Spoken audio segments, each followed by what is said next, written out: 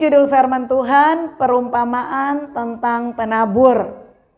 Saudara memperhatikan khotbah malam hari ini, nanti saudara akan menemukan jawaban. Kenapa tuh ada orang Kristen dari lahir, atau Kristen sudah puluhan tahun, atau sudah lama jadi jemaat Karmel, rajin ke gereja setiap hari Minggu, gak pernah absen. Tetapi kok hidupnya begitu-begitu ya? Kenapa tidak pernah menjadi dewasa? Gak pernah berubah hidupnya. Bukan jadi berkat, malah jadi biang kerok. Nah, saudara gak usah ngukur orang lain, gak usah ukur tetangga. Capek gak selesai-selesai. Ukur diri kita sendiri dan temukan jawabannya. Kenapa saya ambil perumpamaan tentang penabur? Karena ini bicara benih adalah firman Allah. Kalau saudara baca di dalam Roma, kita diselamatkan itu lewat firman. Yesus mati di kayu salib mengampuni dosa. Tetapi orang yang percaya kepada Yesus diselamatkan itu lewat kebenaran firman Tuhan. Lewat benih firman Allah. Yohanes 1 ayat 12, ketika orang menerima Yesus sebagai Tuhan dan Juru Selamat, dia diberi kuasa untuk menjadi anak-anak Allah. Yang pertama kuasa itu lewat salib penebusan, tetapi yang kedua lewat Injil, lewat firman Tuhan. Nah, makanya kita mau belajar malam ini, ternyata saya datang ke gereja, duduk manis mendengar firman Tuhan, itu menentukan kekekalan saya. Setiap hari saya komitmen kasih waktu untuk baca Alkitab, ternyata itu tidak sia-sia karena itu juga menentukan kekekalan saya. Begitu penting Alkitab, begitu penting firman Tuhan dalam kehidupan orang percaya. Karena firman itu yang menyelamatkan dirinya, yang membawa dia menjadi manusia yang layak disebut sebagai anak-anak Allah. Amin. Tanpa firman Tuhan, kita tidak akan pernah dapat predikat sebagai anak-anak Allah. Mari kita buka di dalam Injil Lukas pasal yang ke-8 ayat 4 sampai ayat yang ke-15. Jadi menurut Injil Lukas pasal yang ke-8 ayat 4 sampai 15, benih yang ditaburkan itu jatuh di 4 tempat yang berbeda. Kita bicara ini dalam konteks kekristenan. Dalam konteks benih yang ditaburkan itu benar-benar benih yang berkualitas. Jadi ajaran yang baik sesuai dengan apa yang dikatakan Alkitab. Tetapi ternyata benih yang baik yang ditaburkan itu tidak menjadi jaminan benih itu akan tumbuh dan menghasilkan buah yang matang. Karena benih bisa tumbuh dan menghasilkan buah bukan hanya bergantung kepada benih yang baik, tetapi tergantung tanah hati. Jatuh di tanah bagaimana? Di tanah yang seperti apa? Nah, ayat-ayat ini berkata benih yang pertama itu jatuh di pinggir jalan. Yang kedua, benih itu jatuh di tanah yang berbatu-batu. Yang ketiga, benih itu jatuh di tengah semak duri. Dan yang keempat, benih itu jatuh di tanah yang baik. Kita mau belajar 4 poin ini dan kita melihat diri kita ada di poin yang keberapa. Supaya kita bisa mengukur kenapa saya tidak bertumbuh, kenapa saya tidak berubah. Padahal setiap hari Minggu saya sudah datang ke gereja, saya sudah mendengar firman Tuhan. Amin. Colek kanan, jangan tidur. Jawab kiri, jangan ngelamun. Yang pertama, benih yang ditabur jatuh di pinggir jalan. Ayat-ayat tadi berkata benih yang jatuh di pinggir jalan, yang pertama diinjak orang. Dan yang kedua sudah diinjak orang, datang burung memakan sampai habis. Artinya sama sekali benih itu nggak ada bekasnya. Dimakan burung sampai habis. Burung itu berbicara tentang iblis. Iblis ambil benih dari hati supaya mereka yang mendengar tidak percaya dan tidak diselamatkan. Bagaimana tipe orang Kristen yang masuk dalam kelompok ini? Tipe orang Kristen yang masuk ke dalam kelompok ini adalah mereka yang datang ke gereja, mereka yang mendengar firman tetapi tidak mengerti apa yang mereka dengar. Jadi banyak orang sudah jadi Kristen, sudah datang ke gereja, sudah duduk manis, sudah dengar khotbah. Tetapi benih yang ditaburkan diinjak orang. Benih yang ditaburkan sudah ada di hatinya karena dia mendengar. Tapi diambil iblis sampai habis. Supaya apa? Supaya orang itu tidak percaya, supaya orang itu tidak diselamatkan. Percaya itu apa? Percaya itu artinya hidup seperti Yesus hidup. Diselamatkan itu apa? Diselamatkan artinya menjadi manusia sesuai rancangan Allah semula. Yaitu manusia yang teladannya, contohnya seperti Tuhan Yesus hidup. Kalau saudara datang ke gereja, duduk manis walaupun dari lahir Kristen. Tetapi tidak mengerti kebenaran yang saudara dengar, sampai mati hidupmu tidak akan pernah menjadi serupa dengan Kristus. Jadi yang pertama, jangan puas sudah duduk manis di gereja. Tetapi ketika saudara mendengar harus mengerti. Karena kalau tidak, walaupun itu benih yang baik, benih berasal dari Tuhan, benih tentang kerajaan sorga, itu tidak akan membawa hidupmu menjadi seperti Kristus. Kenapa? Karena benih itu diambil oleh iblis. Jadi jangan bilang iblis tuh hanya di luar sana. Dia bisa mengambil benih itu dari hatimu. Makanya pikiran harus fokus. Karena ketika pikiran kita tidak fokus, kita buka tempat pijakan buat iblis. Amin. Yang kedua, benih yang ditaburkan jatuh di tanah berbatu-batu. Kehidupan orang Kristen macam apa yang menggambarkan benih itu jatuh di tanah yang berbatu-batu? Adalah orang Kristen yang sudah datang ke gereja, duduk manis, mendengar, menerima firman dengan gembira, tapi dalam masa pencobaan menjadi murtad. Nah, yang saya mau sampaikan dalam poin yang kedua, mengapa dalam masa pencobaan orang yang Kristen sudah ke gereja duduk manis bisa murtad? Apa sih yang dimaksudkan pencobaan dalam ayat ini? Saya hubungkan pencobaan ini, penjelasannya saya ambil dari Injil Lukas pasal yang keempat ayat 1 sampai 13. Judul perikopnya apa itu? Pencobaan di padang gurun. Yesus dicobai. Masih ingat cerita itu? Ketika Yesus selesai berpuasa 40 hari 40 malam, dia dibawa di padang gurun dan dicobai oleh iblis. Ada 3 poin yang Yesus mengalami pencobaan. Yang pertama apa? Iblis berkata, kalau kamu anak Allah, ubah batu ini menjadi roti. Jadi pencobaan yang pertama berbicara tentang keinginan daging. Terus yang kedua, Yesus dicobai, iblis berkata apa? Dia bawa Yesus dan menunjukkan semua kemuliaan kerajaan. Wah, itu yang mewah-mewah, yang wah. Iblis kasih lihat dan iblis berkata apa? Yesus, kalau kamu sujud menyembah aku beri semua kemuliaan, kemewahan, kekayaan dunia ini. Karena semua ini sudah diberikan kepadaku.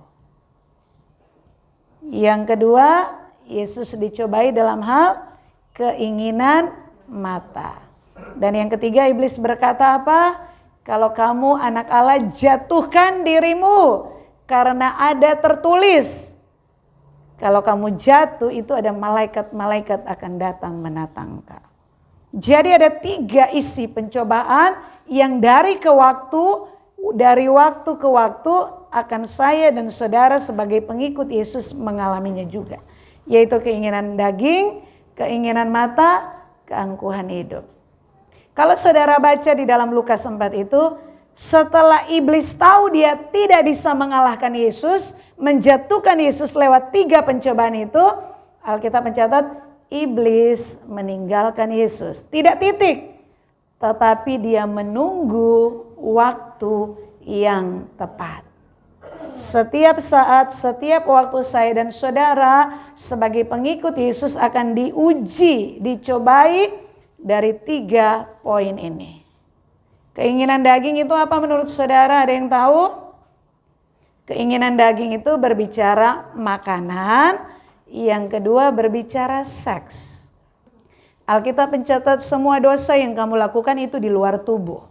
Tetapi dosa persinahan, perselingkuhan itu di dalam tubuh.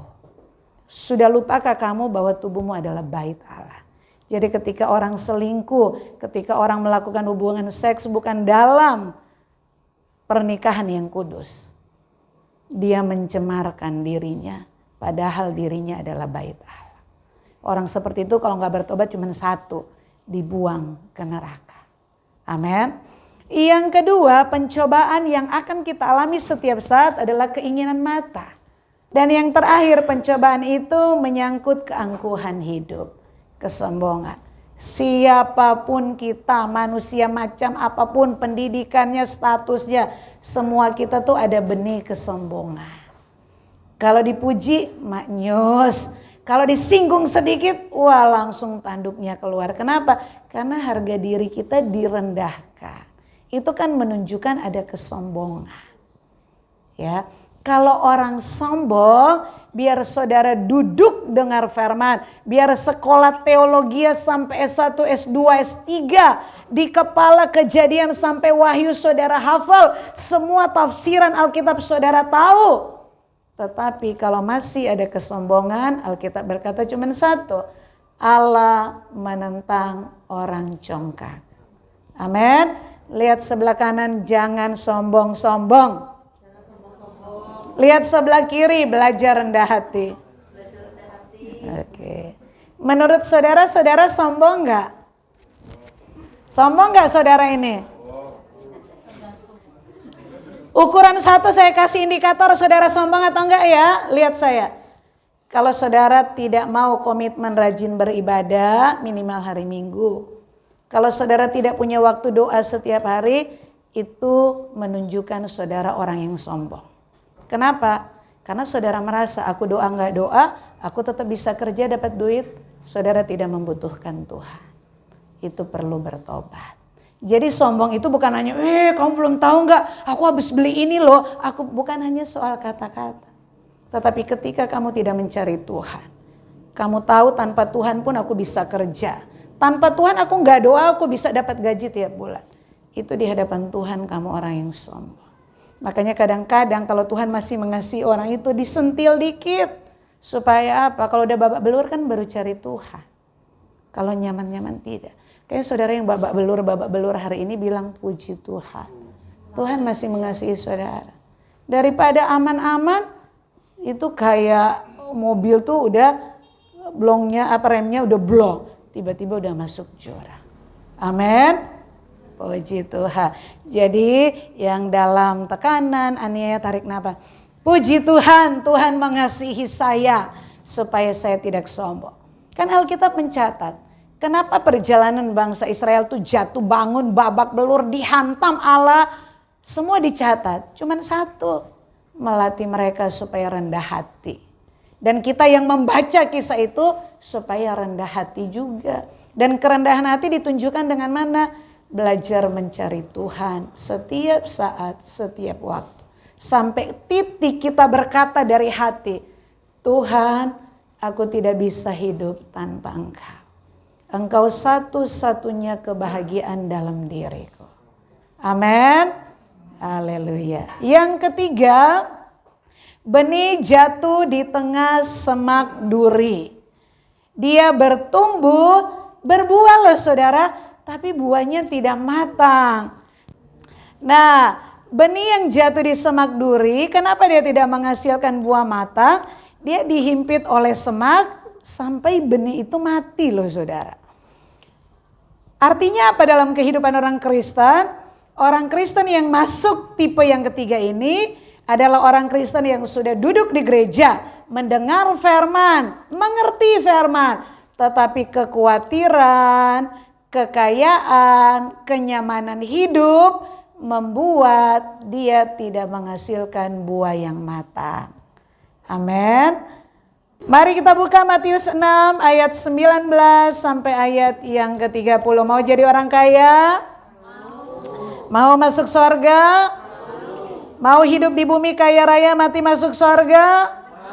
Haleluya. Janganlah kamu mengumpulkan harta di bumi. Di bumi ngengat dan karat merusakkannya dan pencuri membongkar serta mencurinya. Tetapi kumpulkanlah bagimu harta di sorga. Di sorga ngengat dan karat tidak merusakkannya dan pencuri tidak membongkar serta mencurinya. Karena di mana hartamu berada, di situ hatimu juga berada. Ayat 24. Tidak seorang pun dapat mengabdi kepada dua tuan. Karena jika demikian, ia akan membenci yang seorang dan mengasihi yang lain. Atau ia akan setia kepada yang seorang dan tidak mengindahkan yang lain. Kamu tidak dapat mengabdi kepada Allah dan kepada Mamon. Ayat 25. Karena itu aku berkata kepadamu, janganlah khawatir akan hidupmu, akan apa yang hendak kamu makan atau minum. Dan janganlah khawatir pula akan tubuhmu, akan apa yang hendak kamu pakai. Bukankah hidup itu lebih penting daripada makanan, dan tubuh itu lebih penting daripada pakaian? Ayat 33, 23. Tetapi carilah dahulu kerajaan Allah dan kebenarannya, maka semuanya itu akan ditambahkan kepadamu. Sebab itu janganlah kamu khawatir akan hari besok, karena hari besok mempunyai kesusahannya sendiri. Kesusahan sehari cukuplah. Amin. Saya mau tanya, saudara pernah khawatir enggak dalam hidup saudara? Apa yang buat saudara khawatir? Contoh-contoh satu, apa yang bikin saudara khawatir? Aduh, ibu terlalu jujur. Makanya supaya gak khawatir jangan nyicil-nyicil ya. Apalagi yang bikin khawatir? Kalau ibu-ibu cicilan, kalau bapak-bapak beda tipis bu, kredit motor. Rata-rata orang khawatir itu satu hal, karena materi. Betul gak saudara? Itu yang bikin orang khawatir. Makanya orang mengejar banyak, mengumpulkan banyak. Mengejar banyak, mengumpulkan banyak tidak salah. Yang salah ketika yang banyak yang saudara miliki itu, hatimu terikat di situ. Konsep perjanjian lama, Yesus menyandingkan dirinya dengan dewa-dewa. Saingan Allah itu cuma Mamon. Kenapa? Karena Mamon itu bicara harta dunia itu bisa mengikat hati manusia. Dan manusia itu cuma bisa diikat oleh satu. Kalau bukan oleh Tuhan, oleh Mamon. Ketika hidupmu lebih mencintai uang daripada mencari Tuhan, kamu mati pasti dibuang ke neraka. Semua yang kita miliki itu hanya titipan loh saudara. Tetapi ada banyak orang mati binasa karena titipan itu. Semua yang masih dalam genggaman saudara, semua yang saudara miliki, itu cuma titipan. Buktinya apa? Saudara mati gak bawa apa-apa. Amin saudara. Tetapi ketika saudara punya banyak, dan saudara menabur itu untuk menolong orang, untuk pekerjaan Tuhan, itu kamu sedang mengumpulkan harta di sorga. Kamu gak menggenggam lagi, tapi itu sudah menjadi catatan. Alkitab katakan kamu kasih secangkir air putih untuk orang yang membutuhkan. Itu dicatat sampai kekekalan. Tetapi kenapa banyak orang tidak berbuat banyak untuk sesama, untuk pelayan? Karena sebenarnya cuma satu, bukan dia tidak punya apa-apa. Karena hatinya sudah terikat. Dan orang kalau sudah terikat dengan kekayaan cuma satu, dia akan pengen lebih, dan itu membuat orang jadi tamak. Makanya Yesus bilang, orang kaya sukar masuk ke dalam kerajaan surga. Lebih mudah seekor unta masuk lubang jarum. Bayangkan loh perbandingan itu. Kita belajar, saya katakan berapa minggu lalu dari Ayub. Ayub anaknya bukan cuma satu, 10 orang. Hanya dalam satu pesta, saat itu juga 10-nya Tuhan ambil. Kenapa? Karena anak itu cuma titipan. Kalau saudara baca, dia orang paling kaya Timur Tengah, untanya, binatang ternaknya itu kekayaan zaman dulu. Orang kaya nggak dihitung dari jumlah ternak. Dan dia orang yang paling kaya Timur Tengah. Hanya dalam satu hari Tuhan ambil semua. Kenapa? Karena itu cuma titipan. Masih hidup Tuhan bisa ambil apa yang saudara miliki. Mungkin sampai mati saudara masih memiliki. Tapi mati saudara nggak bawa itu. Paham maksudnya? Tetapi luar biasanya Ayub bisa berkata apa? Tuhan yang memberi, Tuhan yang mengambil. Terpujilah nama Tuhan. Kenapa Ayub bisa menang atas pencobaan yang begitu berat. Sampai sekarang pun kalau kita meresapi, wow betapa luar biasa. Cuman satu intinya. Ayub tidak terikat dengan 10 orang anaknya. Ayub tidak terikat dengan harta kekayaannya. Bahkan Ayub tidak terikat dengan istrinya. Ketika istrinya berkata, sudah keadaan kayak begini Ayub, kamu masih menyembah Allahmu. Tinggalkan aja Allahmu itu. Ayub bilang apa? Kamu perempuan, perkataanmu seperti orang gila. Ayub tidak terikat dengan istrinya. Yang sudah menghasilkan 10 orang anak. Ayub sayang anaknya, sayang. Kalau dia nggak sayang, tiap anaknya bikin pesta, dia nggak doakan mereka, menguduskan mereka. Artinya Ayub menyayangi. Tapi ketika Tuhan ambil semuanya, cuma satu di pikiran Ayub. Semua hanya titipan. Makanya Ayub bisa menang terhadap pencobaan-pencobaan yang lain. Kenapa saudara tuh banyak jatuh bangun, kadang jatuh nggak bangun-bangun. Cuman satu intinya. Hati saudara tuh terikat dengan kekayaan, dengan mamon. Orang kalau hidupnya udah materi, hal-hal dunia yang mengikat dia, itu masalah sederhana pun bisa bikin dia down, jatuh. Karena hatinya terikat di dunia. Tapi kalau hatimu sudah tembus pada kekekalan, itu mau masalah segede apapun, kalau hatimu gak terikat dengan dunia, itu gak akan menggoncangkan imanmu. Justru persoalan semakin besar, semakin membuat imanmu naik ke level. Kenapa? Karena pandanganmu tembus kekekalan. Yang aku kejar yang di sana, bukan yang di sini. Amin. Masih mau jadi orang kaya? Orang kaya baik, gereja perlu duit saudara. Orang-orang di sekitar kita, keluarga saudara itu perlu bantuan saudara. Tetapi satu, jangan terikat. Nah, untuk sampai titik tidak terikat, saudara benar-benar harus memahami kebenaran. Karena kalau saudara baca Alkitab, ini orang sudah ke gereja loh. Udah duduk manis, udah ngerti, udah bertumbuh, udah berbuah. Tapi kenapa gak mateng-mateng? Karena hati yang terikat dengan mamon, itu tidak akan membawa kamu tembus pada kekekalan. Jadi jangan dianggap sederhana mamon itu. Makanya di Amsal dikatakan Tuhan, Amsal apa Mazmur tuh? Tuhan, jangan berikan aku kekayaan.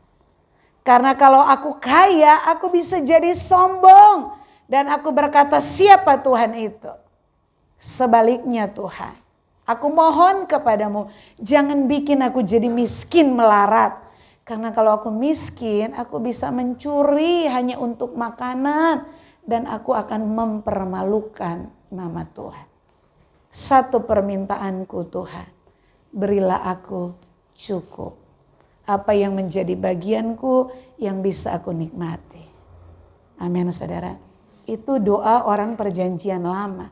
Tapi sudah tembus pada kekekalan. Dia tahu kalau gak kuat jadi orang kaya bisa mati masuk neraka. Lebih baik hidup pas-pasan cukup. Kalau saudara lihat perjalanan bangsa Israel. Rohani mereka up and down, naik turun. Setiap mereka kaya, nyaman, pasti satu, mereka meninggalkan Tuhannya. Kayak Tuhan hajar habisnya. Ketika babak belur, gak punya apa-apa, jadi miskin, kere, terlantar, semua borong-borong datang mencari Tuhan. Begitu nyaman lagi, lupa Tuhan. Nah, dan hal itu terjadi dalam kehidupan banyak orang Kristen. Jadi kalau gak kuat hatinya, hubungan saudara belum benar-benar beres, jangan minta jadi kaya. Kenapa? Karena kekayaan itu bisa mengikat hatimu dan membawa hidupmu di dalam kebinasaan kekal. Amin. Bilang, Tuhan beri aku hati yang cukup, berkat yang cukup. Makanya doa Bapa kami kan, berikan kami pada hari ini makanan kami yang secukupnya. Udah cukup. Yang punya tempat tinggal kos itu sudah cukup. Ya Bu Pendeta, udah kos bocor-bocor, itu sudah cukup dibanding yang tinggal di bawah jembatan.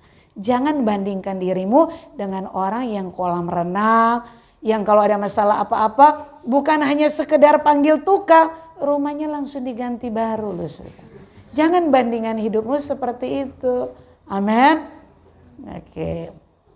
Yang terakhir, benih jatuh di tanah yang baik. Seperti apa itu Bu Pendeta? Mereka yang kalau minggu datang ke gereja, duduk mendengar, mata terbuka, telinga terbuka, hati terbuka. Mereka mendengar firman dan mengerti firman dan yang kemudian melakukan firman. Orang yang melakukan firman dia akan berbuah dalam ketekunan. Ada yang 30 kali, ada yang 60 kali, ada yang 100 kali. Itu dicatat dalam Matius 13. Hidup yang dinikmati oleh sesama. Jadi artinya hidup yang berbuah, hidupmu tuh bisa dinikmati oleh sesamamu. Yesus katakan dalam Matius 5, kamu adalah garam, kamu adalah terang. Garam itu artinya memberi rasa. Terang itu artinya di mana ada kegelapan, sekecil apapun terangmu, itu sangat berarti kehadiranmu di tengah-tengah mereka. Amin.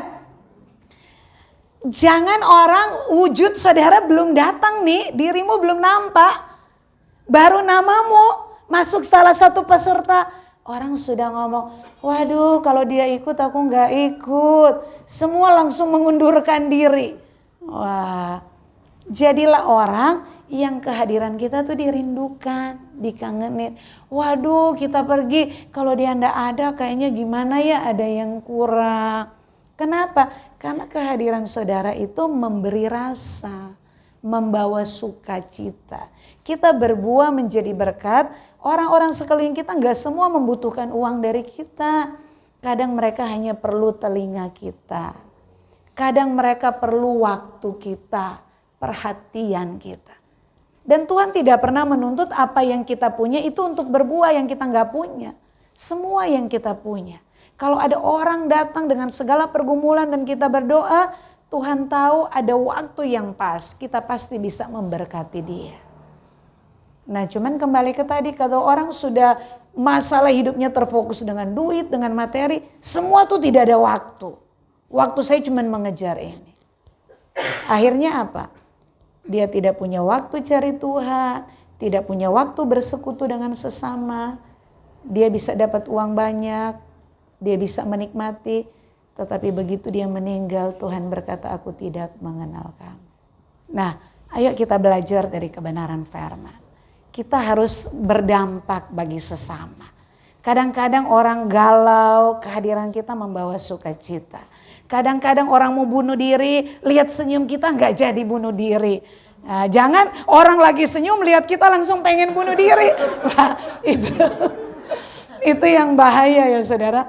Bawalah keteduhan, jadilah berkat. Dan jujur ya, sebenarnya saudara tuh bisa ngukur diri saudara. Makanya setiap saudara datang kebenaran firman, itu bukan nemplak saudara. Kalau saudara mau terbuka ya, saudara justru lewat kebenaran yang dibukakan, saudara bisa mengukur. Jalanku lagi kemana? Aku tuh standar tuh aku ada di posisi mana? Dan Roh Kudus akan mengingatkan itu. Makanya firman Tuhan itu yang menyelamatkan. Jadi kalau datang minggu jangan hanya setor muka. Makanya kalau malam minggu saya selalu ingatkan, persiapkan diri dengan baik. Besok tuh hari Minggu udah niat mau ibadah. Kalau saudara sudah niat ibadah, saya W1. Mau bangun tidur gelap gulita, hujan deras, saudara tetap datang W1. Jangan ya udah mengalir aja besok. Oh cerah, oh iya datang. Wah ini nanti aja. Hanya W1, W2, W3 yang gak datang-datang. Tetap beda orang yang mempersiapkan diri hati untuk ibadah. Orang yang sudah mempersiapkan hati aja udah duduk manis di gereja, itu benih bisa diinjak orang, bisa diambil burung. Betul nggak? Bisa jatuh di tanah berbatu, bisa jatuh di semak duri. Apalagi yang tidak datang ke gereja. Apalagi yang gak suka dengar khotbah.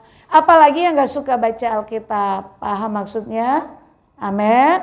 Makanya mulai hari ini bertobat. Selagi masih ada waktu, ada kesempatan, aku mau terus buka telinga untuk kebenaran. Karena firman itu yang menyelamatkan hidupku.